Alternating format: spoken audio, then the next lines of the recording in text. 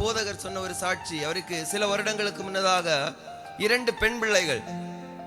மூத்த பொண்ணு 12th exam எழுதி நர்சிங் படிப்பதற்காக ஆசை. 2வது பொண்ணு 11th படிக்கிறாங்க. அப்போ இவர் சொன்னார், மக்களை, நமக்கு நர்சிங் படிக்கக்கூடிய தகுதி திராணி எல்லாம் இல்ல.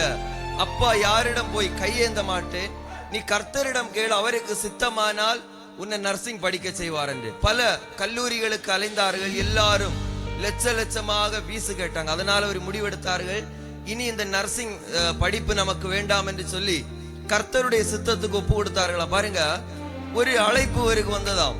பெங்களூர்ல இருந்து ஒரு குடும்பம் கோழிக்கூடு போகிற வழியில மானவாடி என்கிறதான கேரளாவில் ஒரு இடம் உண்டு. அங்கே வந்தபோது அந்த சகோதரிக்கு பலவீனமானது. அதனால ஒரு ஹாஸ்பிட்டல்ல ட்ரீட்மெண்ட் எடுத்துட்டு அவங்க லாட்ஜில் தங்க மாட்டார்கள், தயவு பண்ணி உங்க சபையில ஒரு ரூம் கொடுக்க வேண்டும் என்று. அப்போ இவர் சொன்னார், சின்ன சபை தான், ஆனாலும் நாங்கள் அதை உங்களுக்கு நீங்க கேட்டதுனால தருகிறோம் என்று சொல்லி வாக்கு பண்ணி அந்த கணவன் மனைவியுமாக இவருடைய சபைக்கு வந்தார்களாம்.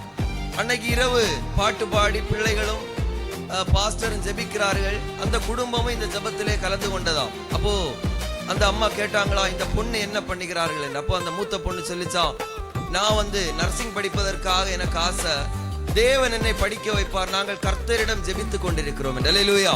இப்போ அந்த சகோதரி சொன்னாங்களாம், நீங்க செலவு பண்ணி எல்லாம் படிக்க வேண்டாம், பெங்களூர்ல எங்களுக்கு ஒரு நர்சிங் காலேஜ் இருக்கிறது, 5 வருடம் நீங்க அங்க இலவசமாக படிக்கலாம் என்று. அல்லேலூயா.